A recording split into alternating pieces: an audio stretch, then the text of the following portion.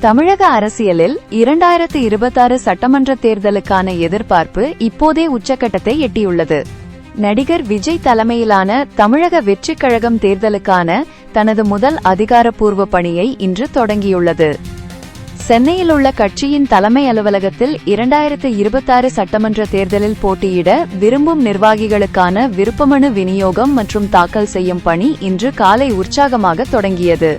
தமிழகத்தின் 234 தொகுதிகளிலும் தனித்து போட்டியிடப் போவதாக ஏற்கனவே அறிவித்துள்ள நிலையில் இந்த நிகழ்வு அரசியல் வட்டாரத்தில் பெரும் கவனத்தை பெற்றுள்ளது.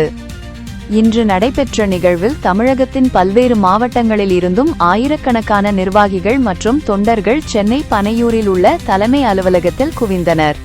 குறிப்பாக சேலம், நாமக்கல், ஈரோடு, கோவை, மதுரை மற்றும் திருநெல்வேலி மாவட்டங்களைச் சேர்ந்த மாவட்ட செயலாளர்கள் தங்கள் தலைவர் விஜய் மற்றும் பொதுச் செயலாளர் ஆனந்த் ஆகியோரின் பெயரில் விருப்ப மனுக்களை தாக்கல் செய்தனர்.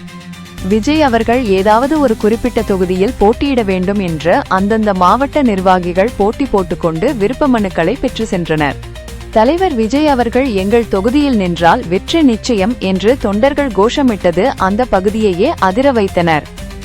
தலைமை அலுவலகத்தில் திரண்டிருந்த கூட்டத்தை கட்டுப்படுத்த கட்சி தொண்டர்களும் தன்னார்வலர்களும் பெரும் பாடுபட்டனர்.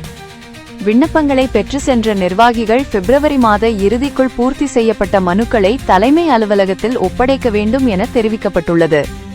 இந்த விருப்பமனு விநியோக தொடக்கம் தமிழக அரசியலில் ஒரு புதிய களமான 2026 தேர்தலுக்கு தமிழக வெற்றிக் கழகம் அதிகாரப்பூர்வமாக தயாராகிவிட்டதை உணர்த்துகிறது.